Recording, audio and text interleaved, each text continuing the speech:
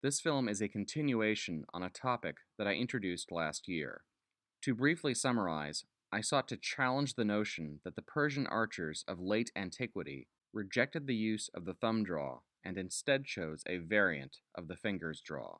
This idea has been in place since 1972, when the late A.D.H. Bavar used it as a key component in his influential paper, Cavalry Equipment and Tactics on the Euphrates Frontier. As evidence, Bavar cited several examples of Sassanid artwork. These silver plates feature mounted archers hunting large game with the typical long-eared Persian composite bow. The vertical appearance of the draw hand in some of these plates is somewhat suggestive of a modified Mediterranean draw. However, there are many counterexamples of archers in Sassanid art that are not consistent with this interpretation. They have far more in common with a somewhat unusual, yet utterly plausible version of the thumb draw. That said, historical artwork is notorious for often being amateurish, unrealistic, and unreliable. In this follow-up, I would like to extend my analysis beyond the artwork itself and examine it in context with the descriptions of Persian archery that are to be found in ancient and medieval archery manuals. By doing so, I hope to show two things. First, that although the artwork is highly stylized, it is nonetheless surprisingly similar with how the Sassanids were remembered by those that inherited the sophisticated Middle Eastern archery tradition. Second, I hope to show that the Sassanids made extensive use of the thumb draw, and that there is very little trustworthy evidence for their use of a fingers draw. To begin with, there is a Persian manual of horsemanship that was preserved as a part of later Arabic writings. This document instructs the archer to curl the index finger upon the string and hold in the 23 as if in the 63. The use of numbers to describe positions of the hand has its origin in the systems of finger reckoning that were commonly used across the ancient world. This could be done to represent complex numbers, as well as to perform calculations. The most common form of the thumb draw in the modern era is described by later Arabic archery manuals as the lock or hold of 63. This involves capturing the bowstring with the thumb and reinforcing the thumb with a tightly curled index finger. The remaining fingers are clenched. The hand is held parallel to the ground and perpendicular to the string. Forming the sign of 23, indicated in the Persian manual, involves a slight modification of the 63. The three lower fingers are folded, but the index finger remains extended, making light contact with the thumb. This hand position is strikingly similar to the appearance of many Sassanid silver plates. Indeed, whether the draw hand is straight or more oblique, the vast majority appear to be making the sign for 23. This hold upon the string is also described by the Mamluk author of a 14th century manual entitled Essential Archery for Cadets. He calls it the lock of Khosrow. In his words, it involves a lengthening of the long and a shortening of the short, that is, an extension of the index finger and a tightening of the thumb. The later anonymous Moroccan author of Excellence of the Bow and Arrow calls the lock of Khosrow the 24. 24 differs from 23 only in that the little finger is extended. This lock is also apparently represented in the ancient artwork. As for the angle of the draw hand, the artwork contains some significant heterogeneity. Some right hands appear to be horizontal, while others appear oblique or vertical. This is a topic that is also addressed by the medieval manuals. There are several different ways in which the archer can hold the string in the groove of the thumb. With the straight hold, the string is placed evenly in the groove. The draw hand is parallel to the ground and the index finger either on top of or inside of the string. The Mamluk text considers this to be the steadiest and strongest hold, and the Moroccan echoes his opinion. On the other hand, the oblique hold has the string placed at an angle within the groove. The index finger extends to the outside of the string, to the archer's left.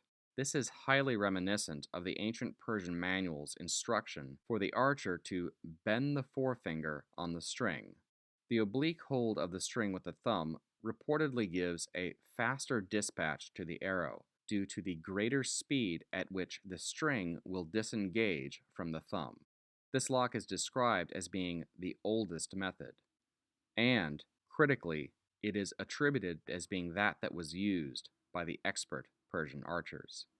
It should not be hard to see how the oblique hold results in the draw hand becoming less parallel to the ground, depending on the size of the archer's thumb and the viewing angle of the observer. Given the diverse morphology in the Sassanid artwork, it is not unreasonable to presume that some archers could have preferred the straight hold, and others the oblique hold. As the Mamluk text notes, the lock may be subtly modified to suit the archer. For every type of finger, there is a particular lock. Indeed, a separate Persian king is mentioned as preferring a very different version of the thumb draw. The 23 release can be found in other Asian archery traditions, most notably among practitioners of Chinese archery. Interestingly, the Chinese who were roughly contemporary with the Sassanids also made use of a lock of the middle finger upon the thumb. This was my previous hypothesis about the nature of Sassanid archery. It is another possible variation of thumb draw that could have been used in ancient Persia, and some images are certainly very consistent with this release.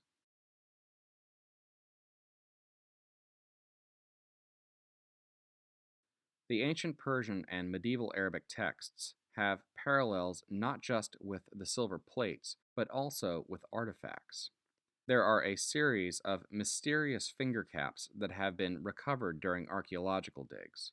We don't know for sure what they were used for, and I previously talked about how, contrary to the opinions of other authors, they would form a poor archer's glove for use with a modified Mediterranean draw due to how they immobilize the distal finger joints and how they are tapered, slippery, and rounded.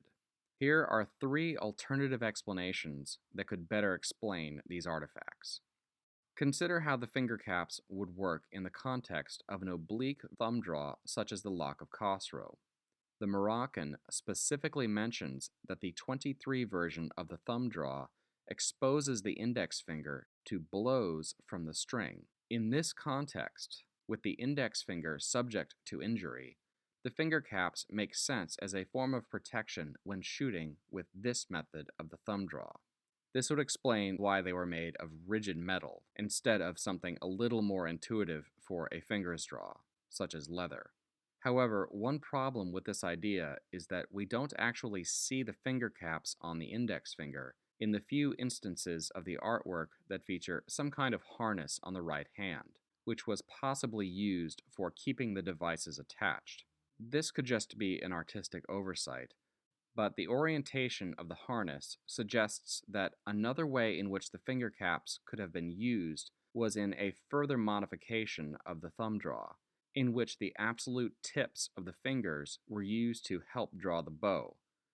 In other words, a bizarre hybrid of the thumb release and secondary release. Something similar to this was described by Edward Morse when he visited Japan in the late 19th century.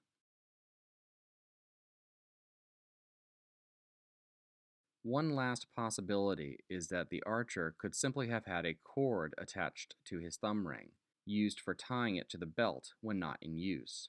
When he wore the ring for shooting, the cord could have been wrapped around the wrist and fingers to keep it out of the way.